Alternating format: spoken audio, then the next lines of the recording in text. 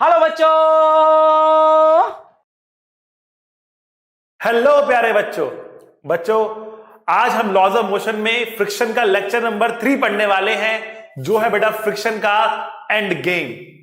आज मैं आप लोगों के लिए फ्रिक्शन के अंदर 2 ब्लॉक सिस्टम लेकर आया हूं, जहां पर एक ब्लॉक के ऊपर दूसरा ब्लॉक रखा हुआ होगा और चीजें थोड़ी सी कॉम्प्लेक्स होने वाली हैं। ठीक है बच्चों, तो आइए फ्रिक्शन में सबसे डिफिकल्ट चीजों का भी आज करते हैं एंड गेम। लेकिन सबसे पहले थोड़ा सा रखते हैं रिवीजन कि हमने लास्ट लेक्चर में फ्रिक्शन के बारे में क्या कहा था, क्या पढ़ा था, फ्रिक्शन कैसे निकाला जाता है, कौन से टाइप का होता है। थोड़ी सी एक रिवीजन करते हैं ताकि आज के लेक्चर में आपको दिक्कत ना आए। डिटेल्स के लिए बेटा आप मेरे फ्रिक्शन के जो 2 लेक्चर्स पहले मैंने लिए हैं, friction the major misconceptions and friction 2.0, उनको आप देख सकते हैं। ठीक है बच्चों, तो आज हम स्टार्ट करते हैं थोड़ी सी रिवीजन से। तो बेटा हमने कहा था कि जो फ्रिक्शन होता है वो रिलेटिव स्लिपिंग को अपोज करता है। फ्रिक्शन क्या करता है? अपोजेस रिलेटिव स्लिपिंग और इट्स टेंडेंसी।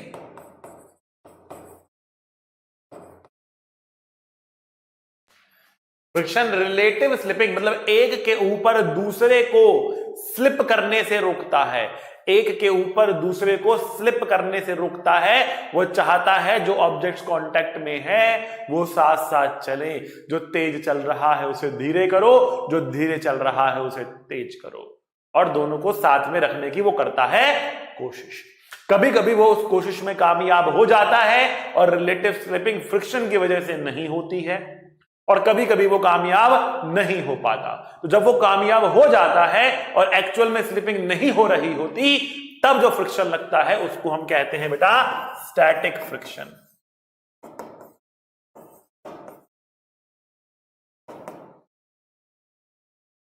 स्टैटिक फ्रिक्शन कहता है कि हम चलेंगे तो साथ साथ, नहीं तो नहीं चलेंगे।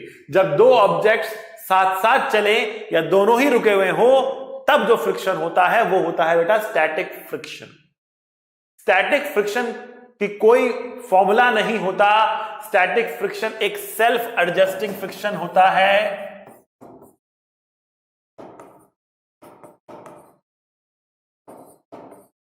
जो अपनी वैल्यू को 0 से लेकर एक मैक्सिमम वैल्यू जिसका नाम है लिमिटिंग फ्रिक्शन तक वेरी कर सकता है। लिमिटिंग फ्रिक्शन का फॉर्मूला होता है बेटा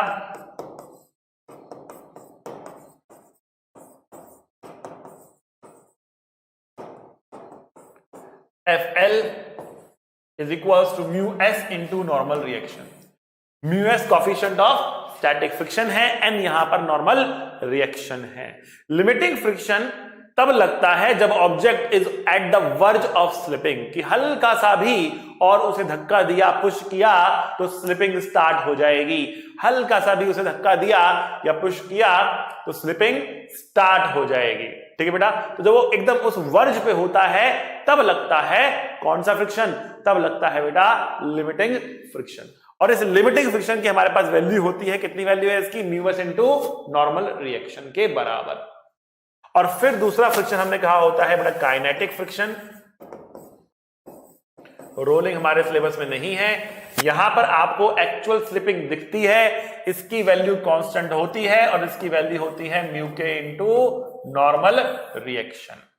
यहां पर आपको एक्चुअल में स्लिपिंग दिखेगी, एक के ऊपर दूसरा चल रहा होगा, दोनों की रफ्तार अलग अलग होगी, एक तेज जा रहा होगा, एक धीरे जा रहा होगा। और जो फ्रिक्शन आएगा वो कैसे आएगा कि जो तेज चल रहा है उसे धीरे करो, जो धीरे चल रहा है उसे तेज करो, या दोनों को सेम डायरेक्शन में लेकर आओ। बस स्लिपिंग दिखेगी, उसको रोकने के लिए काइनेटिक फ्रिक्शन आएगा। स्टैटिक फ्रिक्शन में स्लिपिंग दिखेगी नहीं, तो स्टैटिक फ्रिक्शन की डायरेक्शन कैसे देखनी होगी आपको? तो स्टैटिक फ्रिक्शन की डायरेक्शन देखने के लिए to see direction of static friction क्या करना होगा बेटा आपको? फर्स्ट अज्यूम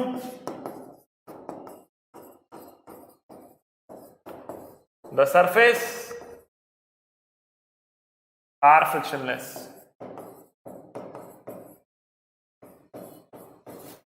पहले आपको यह मानना होगा कि जो सरफेसेस हैं वो फ्रिक्शन लेस हैं ताकि स्लिपिंग सामने आए।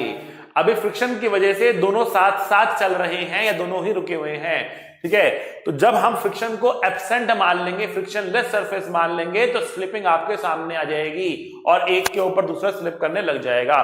Now apply friction to stop the slipping. Apply friction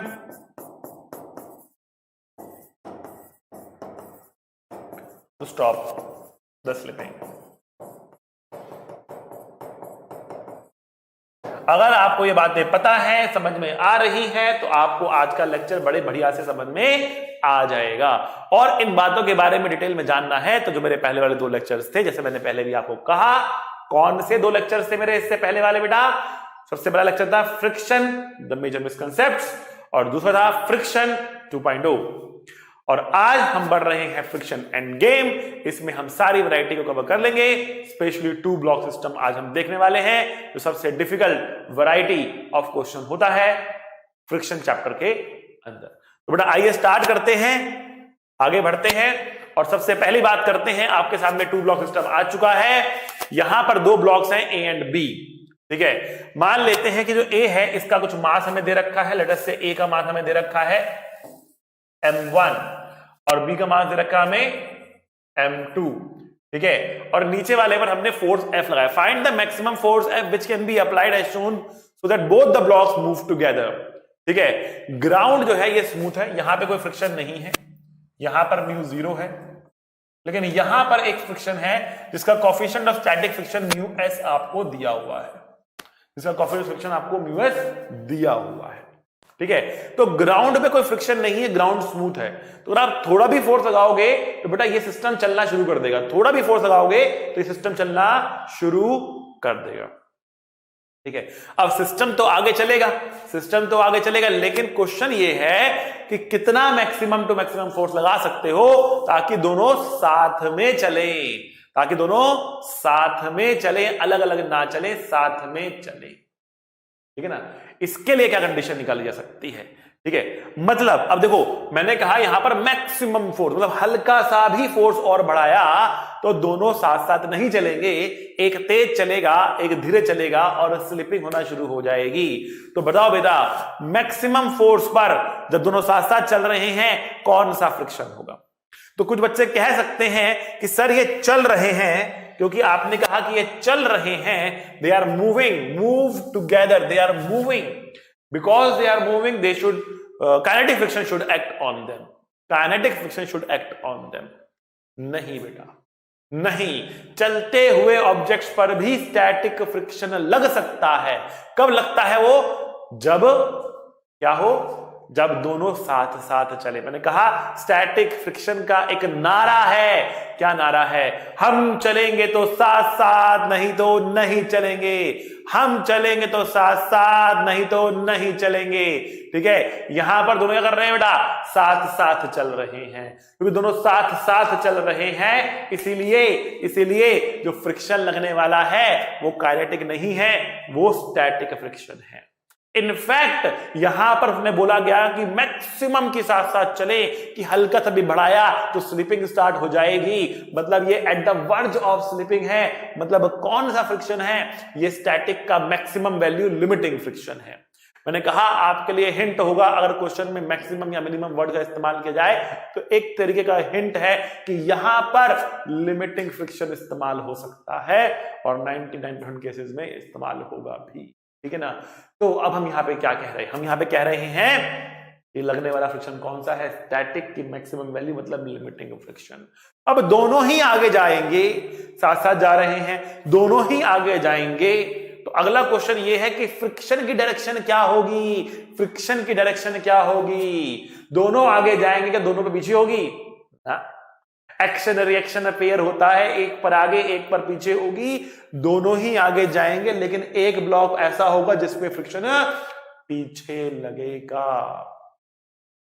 कैसे निकालें फ्रिक्शन की डायरेक्शन? तो मैंने आपको क्या कहा था, याद करो बच्चा, मैंने आपको क्या कहा था? मैंने आपको कहा था first assume the surfaces are frictionless, first assume the surfaces are frictionless. पहले ये अज्यूम करो कि सरफेसेस कैसे हैं, फ्रिक्शनलेस है, ताकि स्लिपिंग दिखाई दे जाए। अभी स्लिपिंग दिखाई नहीं दे रही, अभी स्लिपिंग दिखाई नहीं दे रही, अभी बस कहा जा रहा है कि दोनों साथ साथ जा रहे हैं। तो स्लिपिंग देखने के लिए क्या करोगे, बोलो क्या करोगे, हवन करेंगे, हवन करेंगे, हवन करेंगे। तो एफबीडी बनाएंगे हम, ठीक है, एफबीडी बनाएंगे। यहां पर M1 हमारे पास है, यहां पर M2 हमारे पास है, ग्राउंड तो स्मूथ है ही। और हमने क्या कहा, हमने कहा कि हम ऊपर वाले को भी स्मूथ मान लेंगे, हम इसको भी क्या करेंगे, स्मूथ मान लेंगे, ठीक है ना। अगर ये स्मूथ हो गया, अगर ये स्मूथ हो गया और नीचे वाले पर आपने एक फोर्स लगा दिया F, तो क्या ऊपर वाला चलेगा, क्या ऊपर वाला चलेगा, नहीं चलेगा। कौन चलाएगा इसको, ये फोर्स तो M2 पे लगा है, M1 पर नहीं लगा है। इसे कौन खींचने वाला है, कोई नहीं खींच रहा है इसको, केवल M2 पर तो फोर्स F लगाया ना, M1 पे तो कोई फोर्स लगाया नहीं आपने। तो M1 बैठा रहेगा और M2 नीचे से निकल जाएगा। कब, जब इनके बीच में फ्रिक्शन नहीं। तो अगर मैं यहां पर दो पॉइंट बना लूं, एक M1 पे एक M2 पे, तो M2 वाला पॉइंट तो नीचे से निकल रहा होगा, M2 वाला पॉइंट तो नीचे से निकल रहा होगा, M1 वाला पॉइंट अपनी जगह पर बैठा होगा। तो फ्रिक्शन आने के लिए क्या कहेंगे हम, M2 क्या चाहेगा कि M1 उसके साथ साथ आगे चले, M2 क्या चाहेगा कि M1 उसके साथ साथ आगे चले। फ्रिक्शन क्या चाहता है कि दोनों साथ में चले। तो जो जल रहा है वो दूसरे वाले को भी चलाना चाहता है, अपने साथ साथ आगे ले जाना चाहता है, इसलिए इसके ऊपर फ्रिक्शन आगे लगाएगा। और M1 जो रुका हुआ था वो क्या चाहेगा कि M2 भी रुक जाए, इसलिए उस पर फ्रिक्शन पीछे लगा देगा। आ रही है बात समझ में आपको, इज दिस क्लियर। M1 पे फ्रिक्शन आगे लगेगा, M2 पे फ्रिक्शन पीछे लगेगा। M1 पे आगे लगेगा और M2 पे फ्रिक्शन पीछे लगेगा, इक्वल लगेगा, अपोजिट लगेगा। इस तरीके से डायरेक्शन देखी जाती है फ्रिक्शन की। केवल ये नहीं, ऑब्जेक्ट राइट में जा रहा है, फ्रिक्शन लेफ्ट लगा दो। अब आप देखो, ये दोनों के दोनों राइट में जा रहे हैं, बराबर एक्सेलरेशन A से जा रहे हैं, दोनों के दोनों राइट में जा रहे हैं, बराबर एक्सेलरेशन A से जा रहे हैं। अगर इन दोनों को एक सिस्टम मान लिया जाए, अगर इन दोनों को एक सिस्टम, देखो जब दोनों की एक्सेलरेशन बराबर हो जाए तो उस पूरे को एक सिस्टम भी माना जा सकता है। जब दोनों की एक्सेलरेशन बराबर हो जाए तो उस पूरे को एक सिस्टम भी माना जा सकता है। तो अगर मैं इस पूरे को एक सिंगल सिस्टम मान लेता हूं, इस पे लगने वाला फोर्स कितना हुआ, पूरे सिस्टम पे लगने वाला फोर्स कितना हुआ, F हुआ।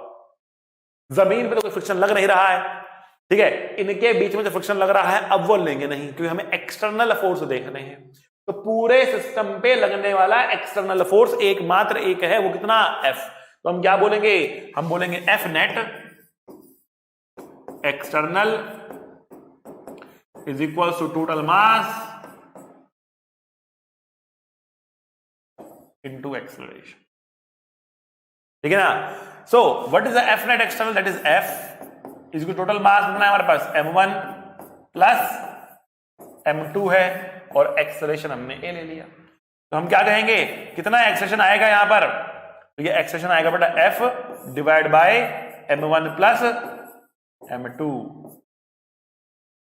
ठीक है। Acceleration will be F divided by M1 plus M2, ये हमारे पास एक्सेलरेशन यहां पर आ जाएगा। दोनों का ही एक्सेलरेशन ये होगा, दोनों का ही एक्सेलरेशन होगा ये।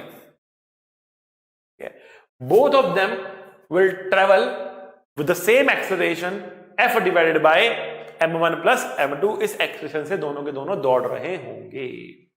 अच्छा भाई, अगर इस एक्सेलरेशन से दोनों के दोनों आगे जा रहे हैं, अगर इस एक्सेलरेशन से दोनों के दोनों आगे जा रहे हैं, then what can we say about only M1, only M1। तो केवल M1 का एफबीडी बनाते हैं, सॉरी केवल M1 का। इस पर लगेगा एक M1 जी, इस पर लगेगा बेटा एक M1 जी, इस पर लगेगा नॉर्मल रिएक्शन, इस पर लगेगा नॉर्मल रिएक्शन, ठीक है बेटा। और इस पर जो फ्रिक्शन लग रहा है वो आगे लग रहा है, लिमिटिंग फ्रिक्शन लग रहा है। अब लिमिटिंग से कितना होगा बेटा, ये होगा μs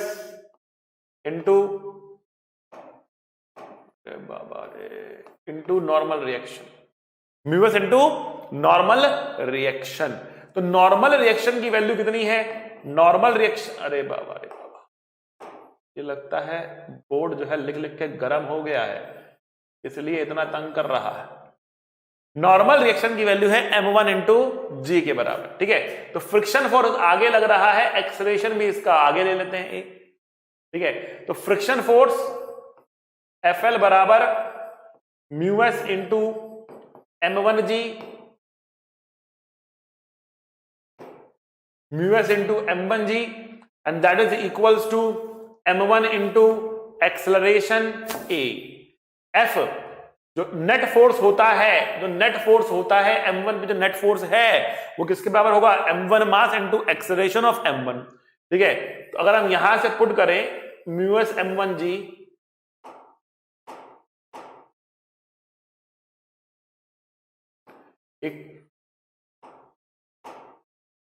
equals to m1 into a, and the value of a is f divided by m1 plus m2। यहां से ये और कट जाएगा, और अगर हम यहां से देखें तो f की वैल्यू निकल कर आएगी कितनी हमारे पास? Mu s m1 plus m2 into g, that is the value of f and that is the maximum value of f, ठीक है। ये हमारे पास मैक्सिमम वैल्यू ऑफ f आ जाएगी, ठीक है बच्चों। तो फिर आगे देखते हैं, यहां पर हमने जो f की वैल्यू निकाली है ये वो मैक्सिमम फोर्स है जिसके लगाने पर दोनों साथ साथ चल सकते हैं। इससे थोड़ा सा भी ऊपर फोर्स लगाएंगे तो दोनों साथ साथ नहीं चल पाएंगे। तो एक बार हम केस बनाकर देखते हैं कि इससे कम फोर्स लगाएंगे तो क्या होगा, इतने फोर्स पे क्या होगा, और उससे ज्यादा फोर्स पे क्या होगा, ठीक है। थोड़ा इसको और डिटेल में स्टडी करने की कोशिश करते हैं। आइए बच्चों देखिए क्या हो रहा है यहां पर कि हमारे पास एक ब्लॉक ये है, एक ब्लॉक ये है, इसका मास m1 है, इसका मास m2 है, और यहां फोर्स F लगा रखा है, ग्राउंड स्मूथ है। कंडीशंस मालूम होनी चाहिए आपको, ठीक है ना। यहां पर coefficient of friction mu S, हमने कहा इनको साथ में चलने के लिए मैक्सिमम फोर्स F मैक्स कितना है, साथ में चलने के लिए F मैक्स कितना है, तो बेटा वो है mu s m1 plus m2 into g के बराबर। अब यहां पर हम कुछ केस बनाकर देखने वाले हैं। तो केस नंबर 1 क्या है? हम कह रहे हैं कि अगर जो आपने ये फोर्स F लगाया है ये अगर छोटा है इस F मैक्स से तो क्या होगा? अगर जो आपने फोर्स F लगाया है ये छोटा है F मैक्स से, तो उस केस में दोनों साथ साथ चलेंगे, ठीक है ना। Both will move together, both blocks will move together, कोई प्रॉब्लम नहीं है जी। अच्छा भाई, अगर दोनों साथ साथ चलेंगे तो दोनों की एक्सेलरेशन क्या होगी? तो हम एक्सेलरेशन को लिख पाएंगे external force that is F and total mass that is m1 plus m2 के बराबर। ओके भाई, दोनों की ही एक्सेलरेशन इतनी होगी। इनके बीच में लगने वाला फ्रिक्शन कौन सा होगा? क्योंकि दोनों साथ में चल रहे हैं इसलिए इनके बीच में लगने वाला फ्रिक्शन होगा static friction. Static friction will act. Static होगा, लिमिटिंग नहीं होगा, मतलब फ्रिक्शन को हम म्यू एस इंटू नॉर्मल के बराबर नहीं बोल पाएंगे। Friction mu s into N के बराबर नहीं होगा, स्टैटिक होगा। अब स्टैटिक का कोई फॉर्मूला नहीं होता। स्टैटिक की क्या होती है बेटा? जरूरत होती है। स्टैटिक कितना लगता है? जितनी जरूरत होती है, जितनी आवश्यकता होती है। तो कितने फोर्स की यहां पर रिक्वायरमेंट है, कितने फ्रिक्शन की यहां पर रिक्वायरमेंट है, दोनों को साथ साथ चलाते रहने के लिए कितना फ्रिक्शन फोर्स यहां पर लगने वाला है। तो अगर हम केवल m1 की बात करें तो m1 को चलाने वाला कौन है? केवल फ्रिक्शन ही तो है। m1 को चलाने वाला कौन है? फ्रिक्शन ही तो है। तो m1 के लिए क्या हम बोल सकते हैं कि जो फ्रिक्शन होगा ये m1 इंटू ए होगा, और a कितना है हमारे पास? a हमारे पास है F divide by m1 plus m2। इसका मतलब क्या हुआ? फ्रिक्शन की वैल्यू आएगी कितनी? m1f divide by m1 plus m2 इसको म्यूएस से म्यूएस इंटू n करके नहीं निकाल सकते हैं, क्योंकि फ्रिक्शन यहां पर लिमिटिंग नहीं होगा, लिमिटिंग से कम होगा। मैक्सिमम टू मैक्सिमम जो लग सकता है वो होता है लिमिटिंग, लेकिन मैक्सिमम टू मैक्सिमम लगेगा नहीं, बिकॉज ये अभी on the verge of slipping नहीं है। ये वर्ज ऑफ स्लिपिंग पे कब आएगा बेटा? अभी हमने जो केस डिस्कस किया, कब आएगा ये on the verge of slipping? When f बराबर f मैक्स होगा। जब f बराबर f मैक्स होगा, ठीक है, मतलब f की वैल्यू कितनी होगी? ये हो जाएगी। तब भी दोनों साथ साथ चलेंगे, both will move together, both move together, तब भी दोनों साथ साथ चलेंगे। यस, तब भी दोनों साथ साथ चलेंगे, लेकिन अब जो फ्रिक्शन लगेगा वो लिमिटिंग होगा। Friction will be limiting. Acceleration is still f divide by m1 plus m2, ठीक है, acceleration will still be f divide by m1 plus m2। f की वैल्यू हम ये पुट करेंगे, और ये पुट करेंगे जब f की वैल्यू, तो कितना आएगा? देखो f की वैल्यू पुट करते हैं, mu s m1 plus m2 into g put करते हैं, divide by m1 plus m2 करते हैं, तो ये और ये कटेगा, कितना आएगा? म्यूएस इंटू जी आएगा। तो एक्सेलरेशन की मैक्सिमम टू मैक्सिमम वैल्यू कितनी आ रही है? म्यूएस इंटू जी आ रही है। मतलब एक्सेलरेशन की वैल्यू इतनी आ रही है कब? जब फोर्स लगाया आपने एफ मैक्स के बराबर। इससे ऊपर एक्सेलरेशन पर ऊपर वाला नहीं चल पाएगा, नीचे वाला तेज भागेगा, वो वाला स्लो हो जाएगा इससे ऊपर जाने पर, ठीक है। खैर, एक्सेलरेशन ये आ जाएगी। यहां पर केवल इतना बोल सकते हैं कि जो फोर्स लगाया है वो ये नहीं है, इससे कम है। यहां पर एक्सेलरेशन को ये बोल सकते हैं, ये भी बोल सकते हैं कि एफ मैक्स के बराबर था, एफ मैक्स ये था, तो ये आ जाएगा हमारे पास। फ्रिक्शन की वैल्यू लिमिटिंग फ्रिक्शन के बराबर होगी, जिसको हम म्यूएस इंटू एन कह पाएंगे, और एन की वैल्यू m1 का अगर आप एफबीडी बनाते हैं, m1 का अगर आप एफबीडी बनाते हैं तो ये m1g और ये n की वैल्यू m1g के बराबर होगी, और हम बोल सकते हैं m1g ये होगा फ्रिक्शन, ये होगा फ्रिक्शन। अब हम बोल सकते हैं फ्रिक्शन ये होगा। पिछले केस में फ्रिक्शन ये था, इस केस में फ्रिक्शन ये है बेटा। पिछले केस में फ्रिक्शन ये था, इस केस में फ्रिक्शन आपके पास ये आ रही है बात समझ में? दोनों ही केस में ये साथ साथ चलने वाले। लेकिन अगर आपने ये फोर्स एफ मैक्स से बड़ा कर दिया तो ये साथ साथ नहीं चलेंगे। Case three, F greater than F max, both blocks will slip on each other। नीचे वाला तेज भागेगा, ऊपर वाला धीरे भागेगा। अब दोनों को एक नहीं मान सकते हैं। Both will have different accelerations, both will have different acceleration. दोनों की एक्सेलरेशन बेटा अलग अलग हो जाएंगी, दोनों की एक्सेलरेशन अलग अलग हो जाएंगी। अगर आप एफबीडी बनाओगे नीचे वाले m2 का और ऊपर वाले m1 का, m1 पर फ्रिक्शन आगे, m2 पर फ्रिक्शन पीछे दिखाना पड़ेगा। इसकी एक्सेलरेशन आप a1 लिखोगे, इसकी एक्सेलरेशन आप a2 लिखोगे। फ्रिक्शन काइनेटिक होगा। फ्रिक्शन की वैल्यू म्यू के इंटू नॉर्मल रिएक्शन हो जाएगी, और नॉर्मल रिएक्शन m1g होगा। अगर क्वेश्चन में आपको म्यू के म्यूएस अलग अलग दे रखा होगा तो आपको म्यू के चूज करना है। दोनों सेम ही दे रखे तो उससे फर्क नहीं पड़ेगा, फिर आप म्यू ही यूज कर सकते हो, ठीक है।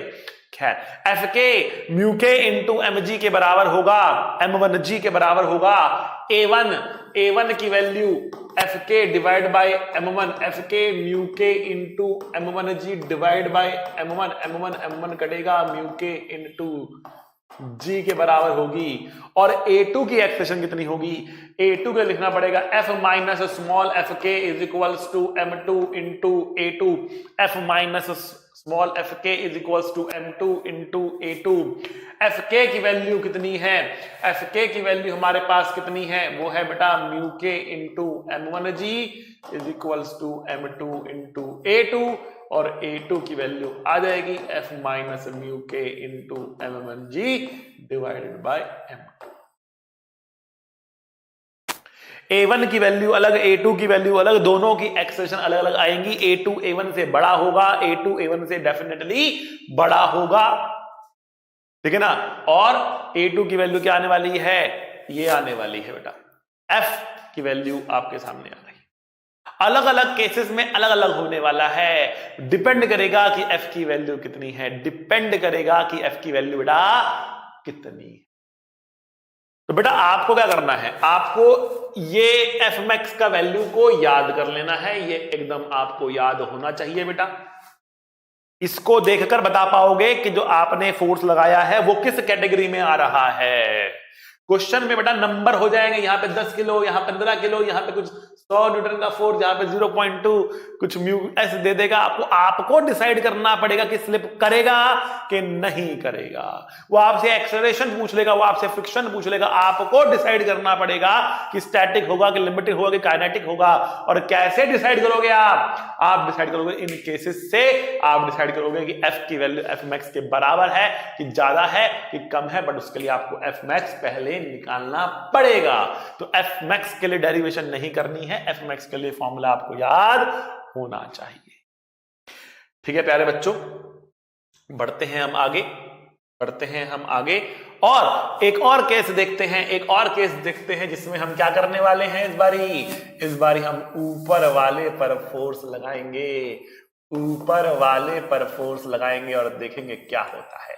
ग्राउंड हमने अभी भी स्मूथ ले रखा है, यहां पर coefficient of friction mu s दे रखा है, ग्राउंड हमने स्मूथ ले रखा है और M1 M2 के बीच में फ्रिक्शन म्यू एस दे रखा है। ऊपर वाले पे फोर्स F लगा दिया। क्वेश्चन है find F max so that both blocks move together. दोनों ब्लॉक साथ में चलें, उसके लिए एफ मैक्स कितना होना चाहिए बेटा। देखो ठीक है, तो अगर दोनों साथ में चल रहे तो दोनों को एक ही ब्लॉक मानकर एक्सेलरेशन निकाला जा सकता है और हम कह सकते हैं F बराबर M1 plus M2 into A होगा और A की value F divided by M1 plus M2। जब भी ये साथ में चलेंगे, चाहे ऊपर वाले पे फोर्स लगाया चाहे नीचे वाले पे फोर्स लगाया, F net divided by total mass is the acceleration. जमीन में फ्रिक्शन है नहीं तो F नेट खाली F बचा, F divided by M1 plus M2 is the acceleration. अब हमें इंडिविजुअल बॉडीज का FBD बनाना पड़ेगा। M1 के लिए M1G नीचे लगेगा, नॉर्मल ऊपर लगेगा, फ्रिक्शन किधर लगेगा। तो मैंने क्या कहा, स्टैटिक फ्रिक्शन देखने के लिए पहले मान लो कि जमीन जो है वो क्या है, स्मूथ है। अगर इनके बीच में फ्रिक्शन नहीं होता तो M2 को कौन चलाता, M2 पर तो कोई फोर्स लग नहीं रहा हॉरिजॉन्टल डायरेक्शन में, तो M2 को कौन चलाता। M2 नहीं चलता, केवल M1 ऊपर से निकलता, M2 नहीं चलता, M1 ऊपर से निकलता। अगर ऊपर से M1 निकल रहा है तो M2 क्या चाहेगा, M1 ना निकले और उसको रोकने के लिए फ्रिक्शन पीछे लगाएगा, बदले में M1 M2 पर फ्रिक्शन आगे लगाएगा। M2 पे फ्रिक्शन आगे लगेगा तो M2 भी आगे बढ़ेगा, ठीक है ना बेटा। तो M1 पे फ्रिक्शन पीछे लगा देना है आपको और इस पर कैपिटल F लगाना है आगे की तरफ। और जब आप M2 का FBD बनाते हो तो M2 के FBD के अंदर यहां पर नॉर्मल नीचे लगेगा, यहां पे फ्रिक्शन आगे लगेगा, एक नॉर्मल जमीन का लगेगा, एक M2G ऐसे लगेगा। लेकिन पूरे रास्ते में आप देखो, पूरे FBD में आप देखो तो F केवल एक ही फोर्स लग रहा है M2 पर आगे, वो है F। और इस F की वैल्यू कितनी होगी, कौन सा फ्रिक्शन, क्योंकि मैक्सिमम फोर्स की बात की जा रही है, it is at the verge of slipping, इसलिए जो फ्रिक्शन लगेगा वो होगा लिमिटिंग, और लिमिटिंग फ्रिक्शन होगा बेटा कितना, mu s into normal reaction कितना है बेटा, M1G है, तो ये M1G के बराबर आप पुट कर दोगे, FL की वैल्यू म्यू एस M1G आ जाएगी, FL की value mu s into M1G के बराबर आ जाएगी। बहुत बढ़िया फ्रिक्शन फोर्स आ चुका हमारे पास, तो अब हम बोल सकते हैं m2 जो आगे जा रहा इस एक्सेलरेशन से, m2 जो आगे जा रहा है इस एक्सेलरेशन से, इस पर एकमात्र फोर्स ये F है, इसको हम बोल सकते हैं F बराबर m2 इंटू a। F की वैल्यू है mu s m1g, m2 into a की वैल्यू है F divide by m1 plus m1 plus m2। यहां से f की वैल्यू सॉल्व करेंगे तो आएगा mu s m1 by m2, m1 plus m2 into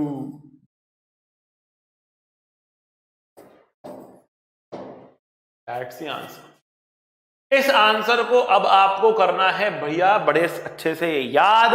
अब प्रॉब्लम इस आंसर को याद करने में क्या होती है बच्चों, आप याद करते हो mu s m1 by m2, m1 plus m2 into g. Exam में जाके कंफ्यूज m1 कौन सा था और m2 कौन सा था। m1 बाई m2, ऊपर m1 था कि नीचे m1 था, ठीक है, पहले तो कंफ्यूजन ये होता है। चलो बच्चे ने बहुत अच्छे से याद किया, ऊपर m1 नीचे m2, ऊपर m1 नीचे m2, लेकिन एग्जाम ने आपको दिया 10 किलोग्राम 20 किलोग्राम। अब आप सोच रहे कि इनमें से m1 किसको लें, तो याद रखना ऊपर वाला ऊपर आएगा, नीचे वाला नीचे आएगा, ऊपर वाला ऊपर, नीचे वाला नीचे, ठीक है ना। ऊपर अगर 10 kg है, नीचे 20 kg है, तो 10 बटा 20 करना है, ऊपर वाला मास ऊपर, नीचे वाला मास नीचे है इस फॉर्मूले में, ठीक है ना। तो रटने के साथ साथ ये भी सोचना है भैया m1 क्या है और m2 क्या है। m1 ऊपर वाला मास है, m2 नीचे वाला मास है, ठीक है ना। तो mu s m1 by m2, m1 plus m2 into g. जब ऊपर वाले पे फोर्स लगाते हैं तब ये आता है maximum force, so that they move together. और जब नीचे वाले पे लगाते हैं तो m1 बाई m2 नहीं होता, केवल mu s m1 plus m2 into जी होता है। दोनों केस में बेटा अलग अलग फॉर्मूले आपके पास आ रहे हैं, फॉर्मूला इनको याद करके रखिए, बहुत पॉपुलर केस है। कंडीशन ध्यान रखनी है कि जमीन जो है वो स्मूथ है, जमीन जो है वो,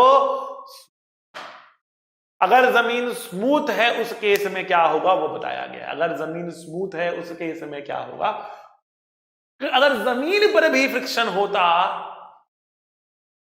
तो क्या होता, अगर जमीन पर भी फ्रिक्शन होता तो क्या होता, कहानी और गंभीर हो जाती। लेकिन ये क्योंकि एंड गेम है तो आज हम डरेंगे नहीं, घबराएंगे नहीं, और फ्रिक्शन को आज हम खत्म करके छोड़ेंगे। डरना मना है।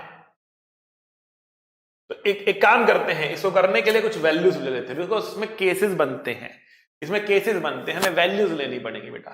तो कुछ वैल्यू हम यहां पर ले लेते हैं। मान लेते हैं हमने यहां पर कहा कि यहां पर है 5 kg, यहां पर है 10 kg, यहां पर है बेटा 0.2, यहां पर हमारे पास है बेटा 0.1।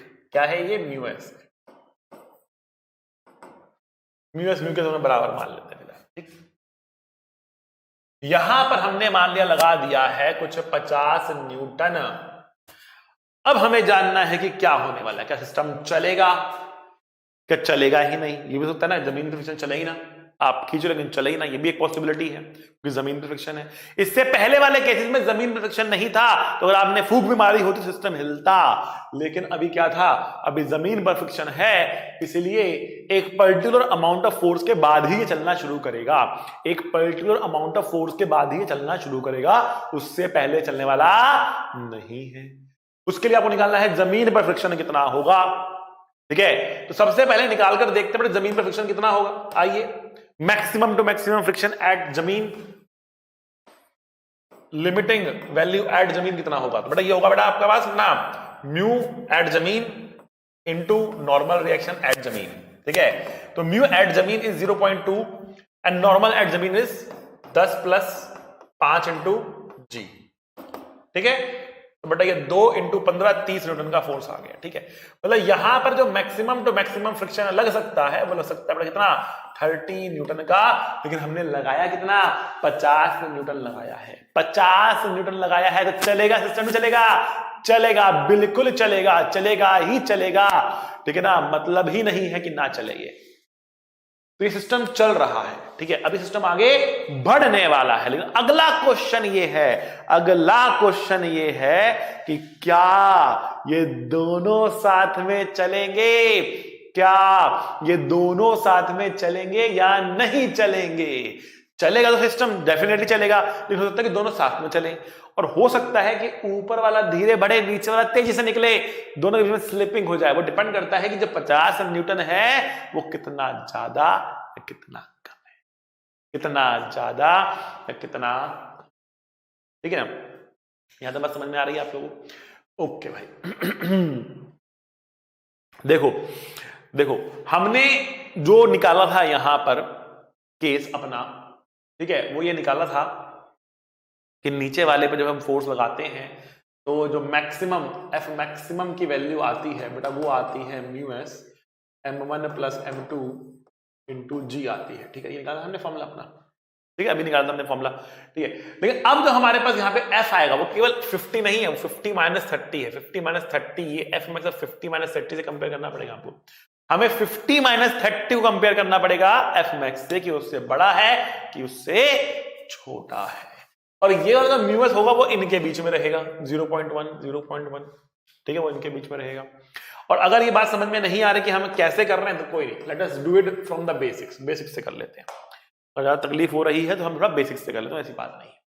देखो बेसिक्स क्या कहता है, अगर दोनों को साथ साथ चलना है, अगर दोनों को साथ साथ चलना है तो एक्सेलरेशन कितना होना चाहिए, अगर दोनों को साथ साथ चलना है तो एक्सेलरेशन कितना होना चाहिए, तो आप बोलेंगे net force divide by total mass, net force divide by total mass, ये होना चाहिए ना। तो what is the net force, 50 minus 30, total mass कितना है 10 प्लस 5, ठीक है। तो 20 डिवाइड बाय 15, 5 चौक 20, 5 दिए 15, 4/3 metre per second square is the acceleration. अगर ये साथ साथ चलते तो, अगर ये साथ साथ चलते तो ये एक्सेलरेशन आता। अच्छा जी, अब बात करते हैं कि 5 kg वाला मैक्सिमम टू मैक्सिमम किस एक्सेलरेशन से चल सकता है। तो उसके लिए हम 5 kg वाले की एफवीडी बना लेते हैं, ठीक है ना। 10 kg वाले की तो कोई लिमिट नहीं है, बिकॉज इस पर तो आपने फोर्स लगा दिया। लिमिट किसकी है, लिमिट है 5 kg वाले की, जो केवल फ्रिक्शन के बलबूते चल रहा है। तो 5 kg वाले का हम बनाते हैं बेटा एफबीडी। तो 5 kg वाले पे फ्रिक्शन कितना लगेगा, तो बेटा अगर इनके बीच में फ्रिक्शन नहीं होता तो 10 kg वाला आगे चलता, 5 वाला नहीं चलता, 10 वाला चाहता 5 भी आगे चले तो उस पर फ्रिक्शन आगे लगाता, ठीक है ना। तो ये 5 kg वाले पर फ्रिक्शन लगता आगे। मैक्सिमम टू मैक्सिमम कितना फ्रिक्शन लग सकता है इसके ऊपर, लिमिटिंग, जिसकी वैल्यू कितनी होगी बेटा, mu s that is 0.1 into normal at 5 kg, normal at 5 kg will be 5 into g, that means 5 newton, that means 5 newton, ठीक है ना। 5 kg वाले की मैक्सिमम टू मैक्सिमम जो एक्सेलरेशन है, 5 kg वाले की जो मैक्सिमम टू मैक्सिमम एक्सेलरेशन है वो कितनी है, वो उससे फ्रिक्शन कितना है 0.1, यहां पे 0.1 था, into 5 into g, that means 5 newton का मैक्सिमम फ्रिक्शन लग सकता है। और इसकी जो मैक्सिमम एक्सेलरेशन हो सकती है वो है F max divide by mass 5/5 1 metre per second square. इसकी मैक्सिमम टू मैक्सिमम एक्सेलरेशन हो सकती है बेटा 1 मीटर पर सेकेंड स्क्वायर की, ठीक है। अच्छा, अगर साथ में चलना है तो ये एक्सेलरेशन होनी चाहिए, ठीक है ना, to move together, to move together, साथ में चलने के लिए एक्सेलरेशन ये होनी चाहिए। लेकिन मैक्सिमम टू मैक्सिमम ये हो सकती है at max, at max acceleration ये हो सकती है। साथ में चलने वाली एक्सेलरेशन कैसे निकाली मैंने, अगर ये एक बॉडी इनको मान लूं तो 50 minus 30 divide by total mass, ये एक्सेलरेशन। और अगर मैक्सिमम निकालनी है तो इसको अलग से एफबीडी बनाया, अलग से फ्रिक्शन लगाया और फ्रिक्शन को मैक्सिमाइज कर दिया to get the maximum acceleration, to get the maximum acceleration, क्योंकि फ्रिक्शन ही चला रहा है इसको। तो मैक्सिमम टू मैक्सिमम एक्सेलरेशन इसकी कितनी आई, 1 की आई। अब बताओ कौन सी बड़ी है, मैक्सिमम बड़ी है, ये छोटी है, मतलब सॉरी मैक्सिमम छोटी है, ये बड़ी है, ठीक है ना। तो क्या मतलब है इसका मतलब ये है कि ये एक्सेलरेशन नहीं आ सकती, ये एक्सप्रेशन नहीं आ सकती। इसकी मैक्सिमम टू मैक्सिमम एक्सप्रेशन कितनी आ सकती है? 1 आ सकती है। 4/3 ग्रेटर देन 1, तो ये नहीं आ सकती, मतलब ये साथ में नहीं चल पाएगा। जो 5 kg वाला है वो 1 मीटर पर सेकंड स्क्वायर की एक्सप्रेशन से ही चलेगा, इसके साथ साथ नहीं दौड़ पाएगा, इसके साथ साथ नहीं दौड़ पाएगा, ठीक है ना। सो हम अब यहां से कंक्लूड करेंगे that acceleration of 5 kg block is nothing but 1 metre per second square. अगर Amax की वैल्यू 4/3 से बड़ी आ जाती, मतलब वो 4/3 से चल सकता है, तब एक्सेलरेशन 4/3 हमें लेनी होती, लेकिन उससे छोटी आई मतलब वो नहीं हो सकती, मतलब फिर ये लेनी होगी। आई बात समझ में? तो acceleration of 5 kg block is 1 metre per second square. End game है, डिफिकल्ट है, खतरनाक है, बार बार देखना होगा, बार बार देखना होगा, सोचना होगा, समझना होगा, ठीक है ना। एंड गेम इज डिफिकल्ट, ठीक है। खैर आइए, 10 kg की एक्सेलरेशन क्या होगी? तो 10 kg का एफबीडी बनाते। अब हमें पता है कि इनके बीच में स्लिपिंग हो रही है, हमें पता है कि इनके बीच में स्लिपिंग हो रही है, म्यू एस म्यू के बराबर हैं, दोनों बराबर हैं, हमें पता है इनके बीच में स्लिपिंग हो रही है, ठीक है। अगर इनके बीच में स्लिपिंग हो रही है तो फ्रिक्शन की वैल्यू कितनी है? 5 न्यूटन। स्लिपिंग है तो 5 न्यूटन की ही वैल्यू है, ठीक है। आइए अब हम बनाते हैं 10 kg का एफबीडी। तो 10 kg को आगे खींचा जा रहा है 50 न्यूटन से, यहां से इसको रोका जा रहा है 30 न्यूटन लगा के, और जो इसके ऊपर 5 kg वाला बैठा है वो भी इसको 5 न्यूटन लगा के रोक रहा होगा। तो अल्टीमेटली कितनी एक्सेलरेशन से ये आगे बढ़ रहा होगा? ये होगा बेटा 50 minus 30 minus 5 divide by 10। Net force divide by total mass. Net force is 50 minus 30 minus 5, 50 minus 30 minus 5, that means 15 divide by 10, मतलब 1.5 मीटर पर सेकंड स्क्वायर की इसकी acceleration, 1.5 metre per second square की इसकी एक्सेलरेशन है। तो इस type के question थोड़े से डिफिकल्ट होते हैं, ये आईआईटी में आते हैं, मेडिकल में नहीं आते। मेडिकल में क्या आएगा? जो मैंने इससे पहले बताया ये आएगा, फॉर्मूला भी बताया है, इसका याद करो, लगाओ, आंसर निकालो फटाफट। इससे जो पहले बताया बेटा ये आएगा, फॉर्मूला याद करो, फटाफट निकालो, आंसर आएगा, बड़े मजेदार, ठीक है ना। चलो बेटा अब आगे बढ़ते हैं। और देखो भले ही मेडिकल में ना आए, लेकिन कंसेप्ट को समझने के लिए बेटा मेडिकल वालों के लिए बहुत इंटरेस्टिंग सी चीज है। तो सोचो समझो इसमें क्या हो रहा है। भले ही ना आए कोई दिक्कत नहीं, ऐसे क्वेश्चंस की प्रैक्टिस बहुत आप लोगों को करने की जरूरत नहीं पड़ेगी, लेकिन समझना जरूर है, समझना जरूर है, ठीक है। आइए बेटा आगे बढ़ते हैं। देखिए अब आपके सामने क्या आ चुका? अब आपके सामने आ रहा है कि block A has mass 3 kg and block B has mass 2 kg। Block A का मास आपको दिया है 3 kg, ब्लॉक बी का मास आपको दिया है बेटा 2 kg। Coefficient of friction between the blocks is 0.2। यहां जो फ्रिक्शन है वो 0.2 है, coefficient of friction. And the table smooth है। Find the maximum mass of the block C so that A and B move together. तो बेटा देखो, ए और बी को साथ में चलने के लिए, ए और बी को साथ में चलने के लिए यहां पर मैक्सिमम टू मैक्सिमम टेंशन कितनी हो सकती है? यहां पर मैक्सिमम टू मैक्सिमम टेंशन कितनी हो सकती है? What is T max? नीचे वाले पर फोर्स लगा रहे हैं तो what is T max? T max will be mu s m1 plus m2 into g. ऊपर वाले पे लगाया होता तो यहां पे m1 by m2 भी आता, यहां पे m1 by m2 भी आता, ठीक है। आइए म्यू एस कितना बेटा 0.2 है, m1 कितना है 2 है, m2 कितना है बेटा 3 है इनटू जी, मतलब 10 से और इसको मल्टीप्लाई, तो कितना बेटा 2 multiply by 5 that means 10 Newton. तो जो मैक्सिमम वैल्यू है टेंशन की वो कितनी है? 10 न्यूटन के बराबर है, और दोनों चल रहे हैं साथ साथ, तो इन दोनों की एक्सेलरेशन कितनी हो सकती है बेटा? तो एक्सेलरेशन निकाल देते हैं। यहां पर एक्सेलरेशन कितनी होगी इसकी? एक्सेलरेशन कितनी होगी इसकी? तो tension divided by mass m1 plus m2, ये एक्सेलरेशन होगी इसकी। टेंशन कितनी? 10, मास कितना बेटा 2 प्लस 3, कितना बेटा 2 मीटर पर सेकंड स्क्वायर की इसकी एक्सेलरेशन हो जाएगी। तो इस सिस्टम की एक्सेलरेशन मुझे मालूम पड़ गई, कितनी आ रही है? 2 मीटर पर सेकंड स्क्वायर की इसकी एक्सेलरेशन आ रही है। तो कह रहा है कि बताओ भैया इस सी का मास कितना होगा ताकि ये साथ साथ चले। तो मैंने क्या कहा था इसको, इस सिस्टम को आप सीधा कर सकते हो, net driving force divide by total mass is the acceleration. ठीक है, आइए दिखाता हूं क्या कहने मतलब है। अगर इसका मास मैंने m मान लिया तो इस पे लगने वाला वेट कितना होगा बेटा, mg वेट होगा इसका। पूरे सिस्टम को mg ही तो नीचे खींच रहा है, पूरे सिस्टम को mg ही तो खींच रहा है। तो मैं क्या कहता हूं बेटा, मैं कहता हूं what is the acceleration, acceleration is the net driving force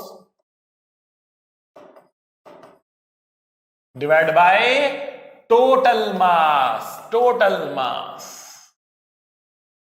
ठीक है, तो आइए a की वैल्यू कितनी बेटा 2 है, नेट ड्राइविंग फोर्स कितना है capital M into g, and total mass कितना है 2 + 3 + m। ठीक है, क्रॉस मल्टीप्लाई करेंगे ये 5 हो जाएगा, यहां पर क्रॉस मल्टीप्लाई करेंगे उसको 5 + m is equal to 5m। तो यहां से बेटा m की वैल्यू निकल कर आ रही है कितनी 5/4 kg के बराबर। ये होगा मास, आ रही है समझ में, ये होगा मास। इतना मास पर दोनों साथ साथ चलेंगे और ये नीचे आएगा। तो सबसे पहले जो ये फॉर्मूला था, ये फॉर्मूला आपको याद होना चाहिए। पहली चीज, इससे आपने टेंशन की मैक्सिमम वैल्यू निकाल ली, उससे आपने इसकी एक्सेलरेशन निकाल ली, उससे आपने इसकी एक्सेलरेशन निकाल ली। और मैंने आपको ये भी बताया था एक्सेलरेशन चाहे तो आप और डायरेक्ट निकाल सकते हो, ऊपर वाला ब्लॉक केवल और केवल इसी फोर्स के बलबूते चल रहा है, फ्रिक्शन के बलबूते चल रहा है। तो आप बोलेंगे ये होगा म्यूस into 0.2 into 10 is 2 metre per second square. Direct भी निकाल सकते हो आप, तो ये भी जरूरत नहीं पड़ेगी आपको इस केस में, ये भी जरूरत नहीं पड़ेगी आपको ये चीज पता है तो कि एक्सेलरेशन कितनी हो सकती है जब नीचे वाले पे फोर्स लगाते हो। What is the maximum acceleration, what is the maximum acceleration जिससे साथ साथ चल सकते हैं, वो है बेटा mu s into g, mu s into g. Simple याद कर लो, mu s into g is the maximum acceleration. तो इतने की भी जरूरत नहीं पड़ेगी, डायरेक्टली 2 निकलेगा आपका मुंह जबानी। 0.2 into 10 2 metre per second square is the maximum acceleration. फिर ये आप करेंगे तो आपको आपका आंसर मिल जाएगा और 4 नंबर जेब के अंदर आ जाएंगे। ठीक है बेटा, आगे बढ़ते हैं। चलिए अगले क्वेश्चन पे हम आ चुके हैं। अगला क्वेश्चन कह रहा है mass of block A is 1 kg, mass of block A is 1 kg, mass of block 2b is 2 kg। If the coefficient of static friction between all surfaces is 0.2, मतलब यहां भी फ्रिक्शन है और यहां भी, दोनों पे फ्रिक्शन इस बार दिया गया आपको, then find the minimum force F required to move the blocks। In blocks को चलाने के लिए जो F की मिनिमम टू मिनिमम वैल्यू है वो कितनी होगी। तो मिनिमम टू मिनिमम वैल्यू की चला पाए इसको तो हमें बात करने वापस इसकी लिमिटिंग फ्रिक्शन की, लेकिन यहां कितना लिमिटिंग फ्रिक्शन, यहां कितना लिमिटिंग फ्रिक्शन और उसकी डायरेक्शन क्या है। पहले डायरेक्शन की बात कर लेते हैं। तो डायरेक्शन के लिए मुझे इसको क्या मानना है, स्मूथ मानना पड़ेगा। अगर ये पूरा स्मूथ होगा और आप फोर्स लगाते हो और ये चलता है तो ये लेफ्ट में जाएगा, ये राइट में जाएगा। तो ये क्या चाहेगा कि ऊपर वाला लेफ्ट में जाए और ये चाहेगा नीचे वाला राइट में जाए। तो ये होगी फ्रिक्शन की डायरेक्शन। 2 क्योंकि लेफ्ट में जाने वाला है तो ये चाहेगा कि 1 भी लेफ्ट में जाए, और 1 क्योंकि राइट में जाने वाला है तो अगर 2 भी राइट में जाए तो इन पे इस तरीके से फ्रिक्शन की डायरेक्शन लगेगी। और क्योंकि ये लेफ्ट में जाने वाला है इसलिए जमीन इसको रोकने के लिए एक फ्रिक्शन राइट में लगाएगी, इसको मैं F1 कह देता हूं। जमीन इस पर फ्रिक्शन राइट में लगाएगी, इसको मैं F1 कह देता हूं। ठीक है, अब देखिए बेटा, अगर मैं M1 का FBD बनाता हूं तो इसका जो वेट है वो है बेटा 1 इंटू जी, और जो नॉर्मल लगेगा वो 1 इंटू जी के ही बराबर हो जाएगा। यहां पर एक टेंशन T लग जाएगी, और यहां जो फ्रिक्शन लगेगा बेटा वो होगा, यहां कोएफिशिएंट फ्रिक्शन था 0.2 और नॉर्मल जिसकी वैल्यू बेटा जी के ही बराबर आ रही है, मैंने यहां पर फ्रिक्शन लगा दिया 2 न्यूटन के बराबर। ठीक है, टेंशन आ गई। ये किसका था, ये आपका ए का एफबीडी था। अगर आप बी का एफबीडी बनाते हो बेटा, बड़ा ब्लॉक जो है इस पर आपने एक कैपिटल एफ फोर्स लगा रखा है, ठीक है, और इस पर यहां पर देखो बेटा, यहां पर एक फ्रिक्शन लग रहा है कितना, 2 न्यूटन के बराबर। ठीक है, ये लगाया 2 इसने लेफ्ट पे, लगाया 2 राइट। बट जमीन पे कितना फ्रिक्शन लगेगा बेटा, तो जमीन पे बेटा 0.2, पूरा वजन कितना है 3 kg, तो इंटू 3 इंटू 10, ठीक है, और यहां टेंशन लगेगी T। ठीक है, तो जमीन पे लगने वाला फ्रिक्शन के लिए नॉर्मल लेंगे 30, और यहां पर जो फ्रिक्शन लगेगा उसके लिए नॉर्मल लेंगे इतना 10। 1G यहां पर के लिए 3G, यहां के लिए 1G, यहां के लिए 3G, यहां के लिए 1G।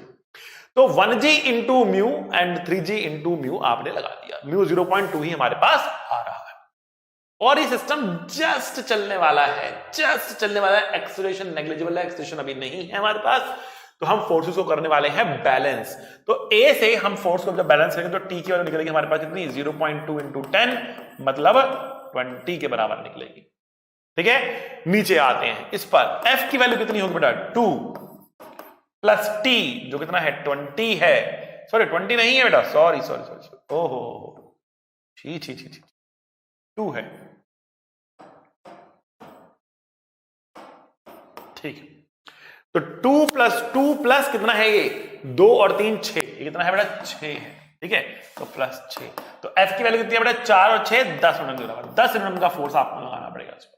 10 न्यूटन का फोर्स जब लगाओगे तो सिस्टम चलेगा, इसके बड़ा फोर्स लगाने पर सिस्टम चलेगा, 10 न्यूटन का सिस्टम नहीं चलेगा, 10 से बड़ा फोर्स लगाने पर सिस्टम चल पड़ेगा। सारा खेल एफवीडी में है। सबसे पहला काम सुंदर डायग्राम, याद करो बेटा, सबसे पहला काम सुंदर डायग्राम। आप देखते रहें यहां पर बार बार कि हमने यहां पर क्या किया है, हमने यहां पर एफबीडी बनाया है, एक सुंदर एफबीडी बनाया है, डायरेक्शंस बनाई है। देखिए डायरेक्शंस बनाई है सारे फोर्सेस की। जिसने ये एफबीडी बना लिया उससे कभी गलती नहीं होगी, उसका आंसर आना तय है। आइए भैया बढ़ते हैं आगे बढ़ते हैं। A man of mass 50 kilogram is pulling a plank of mass 100 kilogram kept on a smooth floor as shown in the figure with force 100 Newton। तो इस पर्सन ने जो फोर्स इधर लगा दिया वो लगाया बेटा 100 न्यूटन के बराबर।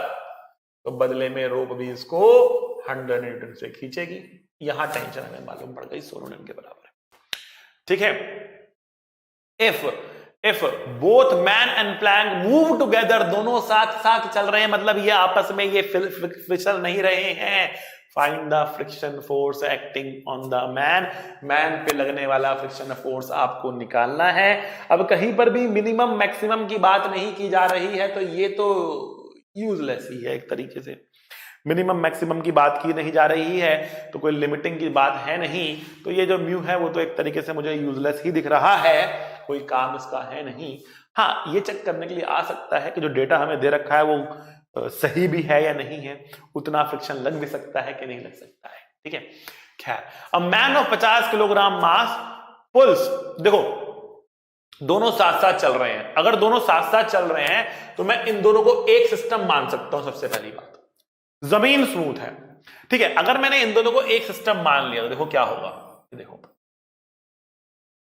यहां पर एक 100 न्यूटन का फोर्स इसे खींच रहा है और यहां पर ये धागा यहां से आकर इसको भी 100 न्यूटन से खींच रहा है। 100 न्यूटन का फोर्स आदमी ने लगाया था, तो 100 से आदमी भी खींच रहा है और 100 से ये प्लैंक भी खींच रहा है। आदमी खींचेगा तो आदमी भी खींचेगा, ठीक है।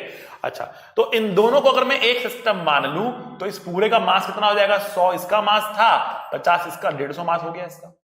कितना फोर्स लगा, तो what is the acceleration of the system, कितना लगा, दोनों की एक्सेलरेशन कितनी आएगी बेटा, 100 plus 100 divide by 150 mass. Net force total mass, net force total mass, net force 200, total mass 150, तो 200 बटा 150, so 5 चौक 20, 5 3 15, 4/3 metre per second square is the acceleration of both the man plus Planck.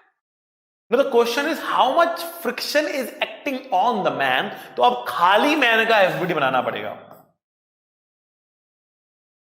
खाली man का हमें FBD यहां पर बनाना पड़ेगा, ठीक है।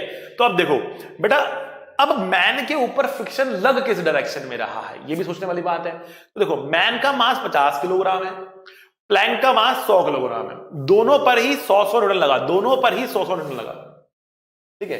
अगर इनके बीच में फ्रिक्शन नहीं होता, अगर इनके बीच में फ्रिक्शन नहीं होता तो ये भागता 2 मीटर पर सेकंड स्क्वायर की एक्सेलरेशन से, ये भागता 1 मीटर पर सेकंड स्क्वायर की एक्सेलरेशन से, क्योंकि इस पे 100 लग रहा है, 100 ही मास है, इस पे 100 लग रहा है, 50 मास है, तो इसकी एक्सेलरेशन होती 2, इसकी होती 1। ये तेज भागता तो इसको रोकने के लिए फ्रिक्शन पीछे आएगा।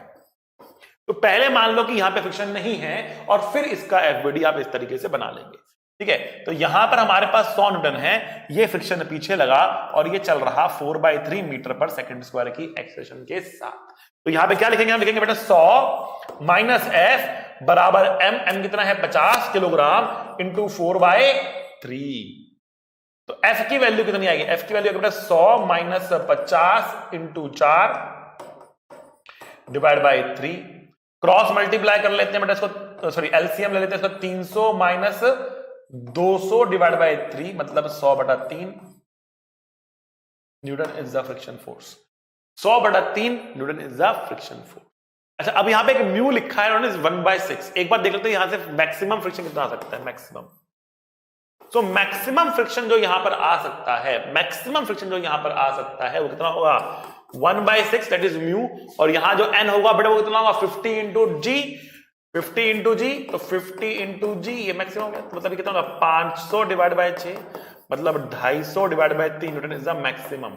तो मैक्सिमम टू मैक्सिमम 250/3 न्यूटन लग सकता है, लेकिन लग कितना रहा है 100/3 लिमिट के अंदर है, लगेगा कोई दिक्कत नहीं, साथ में ये चल सकते हैं, साथ में ये चलेंगे।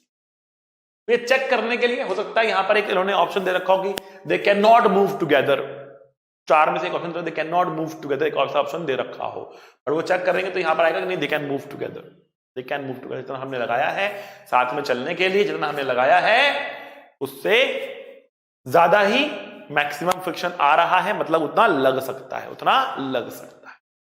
ठीक है बच्चा लोग, बढ़ते हैं आगे। बेटा बहुत शानदार क्वेश्चंस आपके लिए लेकर आया हूं, घबराना नहीं है इन क्वेश्चन से, थोड़ा सा बेटा अपना लेवल भी बढ़ाना है ना, थोड़ा सा लेवल ही बढ़ाना है अपना, ठीक है, क्योंकि दिमाग खोलना है, दिमाग खोलना है बेटा। तो क्वेश्चन थोड़े से हमारे पास ऐसे भी होने चाहिए जो आपको चैलेंज करें, ठीक है ना, आपको चैलेंज करने वाले क्वेश्चंस आज लेकर आया हूं बेटा। आज एंड गेम की बात है, फ्रिक्शन के सबसे डराने वाला, सबसे भयानक टॉपिक है आप लोगों के लिए, और सारे खोज खोज के क्वेश्चन लेकर आया हूं, एक के ऊपर एक भारी पड़ रहे होंगे मुझे पता है, लेकिन डरना नहीं है, आज घबराना नहीं है, साथ देना है बेटा मेरा। आज डटकर लड़ेंगे इस फ्रिक्शन से और इसको खत्म करके छोड़ेंगे, ठीक है बेटा। आइए एचसी वर्मा से एक क्वेश्चन लेकर आया हूं, बहुत सारे बच्चों की नींद उड़ाता है ये क्वेश्चन, तो आइए कैसे करेंगे सॉल्व, देखते हैं। क्वेश्चन कह रहा है the friction coefficient between the board and the floor shown the figure is mu. मतलब यहां जो फ्रिक्शन है, यहां बोर्ड और फ्लोर के बीच में जो फ्रिक्शन है ये म्यू है, ठीक है। अच्छा भाई, कह रहा है the maximum force that the man can exert on the rope, maximum force that the man can exert on the rope, कितना फोर्स से वो खींचेगा उसी फोर्स से ये भी खींचेगी। टेंशन टी मान लेते हैं, कितना टेंशन की मैक्सिमम वैल्यू हो सकती है हमें निकालना है, एक धागा एक टेंशन, ताकि so that the board does not slip on the floor, board जो है वो स्लिप ना हो फ्लोर पर। और इसके अंदर ये भी हमें एज्यूम कर लेते हैं कि जो ये मैन और प्लैंक के बीच में, तो दे रखा ना, the friction coefficient between the board and the floor is mu, the find the maximum force between the man and the rope। तो क्वेश्चन में ये मान लो यहां पर कोई फ्रिक्शन नहीं है, स्मूथ है, हालांकि ये आपकी आसानी के लिए मैं दे रहा हूं, ठीक है। अगर यहां पर आप फ्रिक्शन लेंगे तो भी फ्रिक्शन नीचे वाला चलता है तो मैन उसके साथ साथ डेफिनेटली आगे बढ़ेगा। जब तक नीचे वाला नहीं चलेगा तब तक तो ऊपर वाला फ्रिक्शन लगेगा ही नहीं, तो यहां पर स्मूथ हो ना हो कोई फर्क पड़ेगा नहीं, बट आप लोग कंफ्यूज ना हो, इसलिए फिलहाल मैंने यहां पर इसको स्मूथ बोल दिया, एचसी वर्मा ने नहीं बोला। और एक टेस्ट है आपके लिए कि यहां पर अगर फ्रिक्शन होता तो क्या होता, ठीक है ना। हालांकि अगर होता भी तो कोई फर्क नहीं पड़ता, इसका आंसर वही आता है इस क्वेश्चन का जो आना था, बट स्टिल फिलहाल एक स्टेप की कंफ्यूजन मैंने यहां पे कम कर दी है यहां पर स्मूथ देकर। अब देखते हैं बेटा, ये बहुत ट्रिकी क्वेश्चन होता है, क्यों ट्रिकी है समझाता हूं अभी आपको, बट उससे पहले मैं चाहता हूं बेटा एक बारी पॉज करें, खुद से सॉल्व करें इस क्वेश्चन को, ठीक है ना। देखें आपका आंसर क्या आ रहा है, वो बहुत जरूरी है बेटा, ठीक है ना। कई बार क्या होता है ना, जो बच्चे बढ़िया से कर रहे होते हैं थोड़ा ओवर कॉन्फिडेंट हो जाता है, अरे हम तो फटाफट सारे करा लेते हैं, ठीक है ना। तो कुछ ऐसे क्वेश्चंस आते हैं जो वास्तव में ये चेक करते हैं कि कॉन्फिडेंस ओवर है या फिर वास्तव में उनमें दम है, ठीक है ना। बड़ा दमदार क्वेश्चन है, बढ़िया क्वेश्चन है एकदम, और गलती का जो स्कोप है वो भी मैं आपको समझाता हूं कहां होता है। तो आई थिंक आप लोगों ने इसको ट्राई कर लिया होगा। ओके ओके मेरे बच्चों, ओके।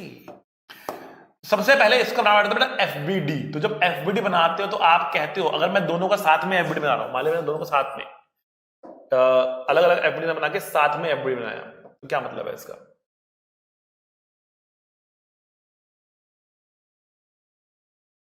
अगर मैं इन दोनों को एक सिस्टम, सबसे पहले क्योंकि दोनों रुके हुए हैं तो एक सिस्टम मान सकते हो, कोई दिक्कत नहीं है। तो यहां पर ऊपर लग रहा है टी मैक्स,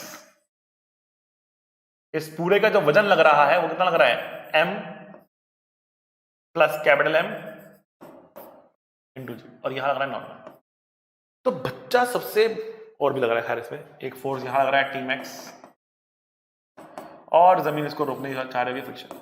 अब तो बच्चा गलती करता है, बच्चा गलती ये करता है कि वो इस फ्रिक्शन फोर्स की वैल्यू को सीधा mu into m plus capital M into g लिख देता है। बच्चा सीधा आंख बंद कर देता है, फ्रिक्शन कितना होगा? Mu M plus M into g. क्या प्रॉब्लम है इसमें? बहुत भारी प्रॉब्लम है बच्चा, ऐसा नहीं करना है, ये पाप है, ये पाप है। फ्रिक्शन की वैल्यू होती है mu into N, mu into M g नहीं होती, म्यू इंटू एम होती है। म्यू इंटू एम जी लिखना बेटा पाप होता है, ये पाप नहीं करना है, ठीक है ना। म्यू इंटू एन, एन की वैल्यू कितनी होगी? एन की वैल्यू है M plus M into g, M plus M into g, that is the value of N.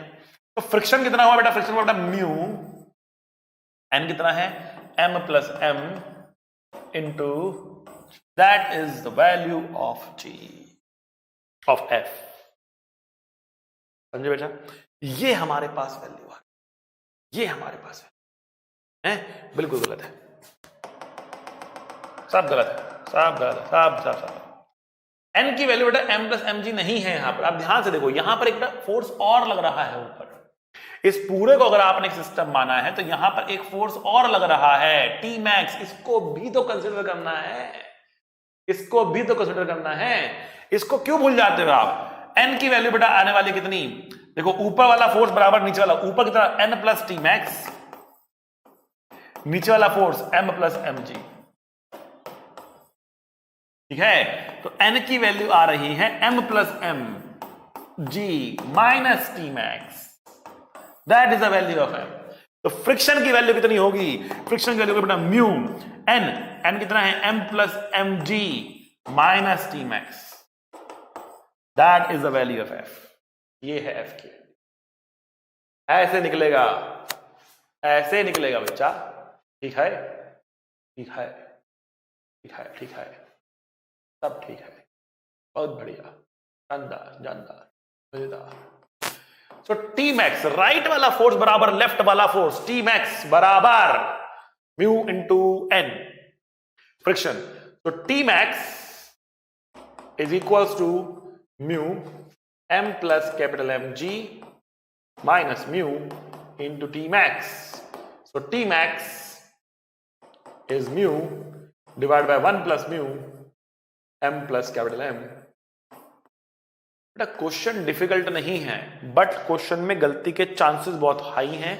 High इसलिए है बिकॉज नॉर्मल की वैल्यू को आप एम प्लस एम जी लिखने के लिए बहुत ही ज्यादा मतलब आतुर हो जाते हो, बहुत ही ज्यादा मतलब बस लिख दो इसको किसी तरीके से एम प्लस एम जी, कुछ ऐसी सी फीलिंग हो जाती है, ठीक है ना। लेकिन 2 मिनट ढंग से अगर एफबीडी बनाया, सुंदर डायग्राम बनाया, सारे फोर्सेस दिखाए, इक्वेशन लिखी, तो बेटा आंसर आना तय है। बहुत आसान क्वेश्चन हो जाएगा ये, मुश्किल नहीं होगा, आसान हो जाएगा बेटा ये, ठीक है बच्चा। बढ़िया से देखो, बढ़ते हैं हम आगे। चलो बेटा, लास्ट क्लास में हमने एक चैलेंजर आपको दिया था, अब उस चैलेंजर की हम लोग करते हैं बात, ठीक है।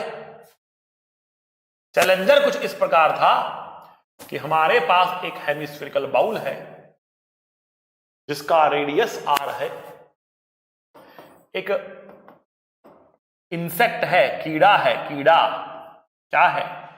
कीड़ा है, क्या है? कीड़ा है। ये कीड़ा इस बाउल के ऊपर चढ़ने की कर रहा है कोशिश, ये कीड़ा इस बाउल के ऊपर चढ़ने की कर रहा है कोशिश, और इस कीड़े और इस बाउल के बीच में जो फ्रिक्शन का कोफिशिएंट है वो है म्यू। ठीक, अब जब ये कीड़ा चढ़ रहा है तो एक लेवल तक ही चढ़ पाता है और उसके बाद स्लिप होने लग जाता है, उसके ऊपर नहीं जा पाता है, कदम रखता है लेकिन स्लिप होकर नीचे आता है, इस लेवल से ऊपर नहीं बढ़ पा रहा है। क्वेश्चन ये है कि जो लेवल है वो किस हाइट पर है। तो एक लेवल के बाद क्यों नहीं चढ़ पा रहा? बिकॉज उसकी चढ़ाई ज्यादा स्टीप हो गई है, एंगल चढ़ाई का बहुत बढ़ गया है, चढ़ाई बहुत ही स्टीप हो गई है। ठीक है ना?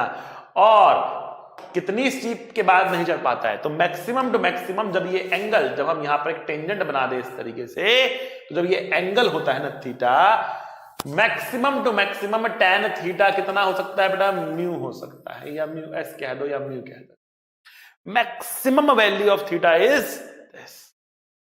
इससे बड़ा थीटा पे चढ़ नहीं पाएगा, इससे बड़े थीटा पे वो चढ़ नहीं पाएगा। जब ऊपर चढ़ेगा एंगल और बढ़ेगा तो वो चढ़ नहीं पाएगा। तो हमें मालूम पड़ा यहां पर कि थीटा की वैल्यू कितनी, जो थीटा ये है वही थीटा ये है, जड़ बन रहा है, जड़ बन रहा है। जो थीटा ये है 90 माइनस थीटा, तो ये एंगल होगा थीटा। ये है रेडियस आर, ये है रेडियस आर, तो ये हाइट होगी कितनी? ये हाइट होगी बेटा आर कॉस थीटा, थीटा के साथ वाला कॉस थीटा। ये हुआ आर कॉस थीटा, तो ये कितना होगा बेटा? एच कितना होगा? ये बेटा R minus R cos theta. भाई पूरा कितना है? पूरा कितना है? पूरा तो आर है ना, और ये कितना है? R cos theta. तो पूरे में से इसको माइनस तो ये आएगा ना, तो R minus R cos theta is equals to H. तो एच की वैल्यू तो मिल गई, बट कॉस थीटा की वैल्यू क्या होगी?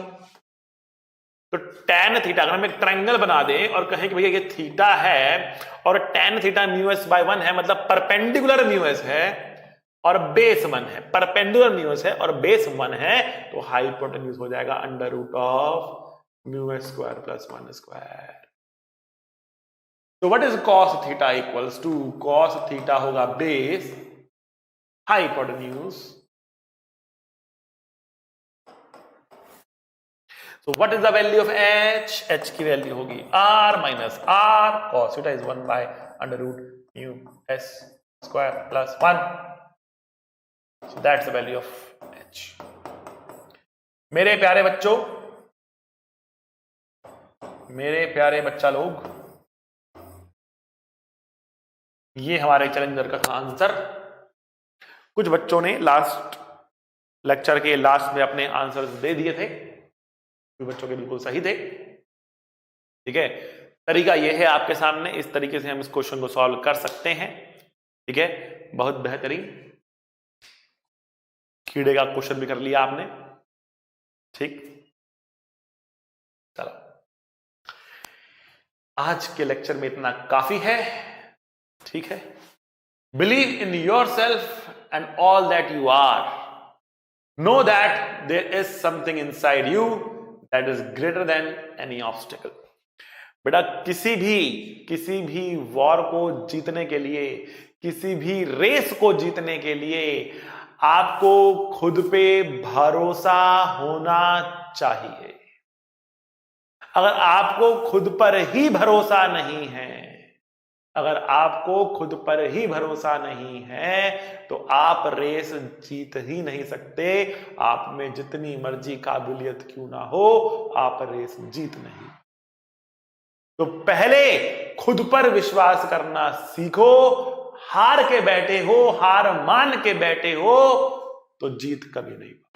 तो अपने अंदर इस विश्वास को जगाओ, आई कैन डू इट। और जब ये आपके अंदर विश्वास आ जाएगा तो यकीन मानो कि आप में इतनी काबिलियत है कि कोई भी ऑब्स्टेकल आपको रोक नहीं पाएगा।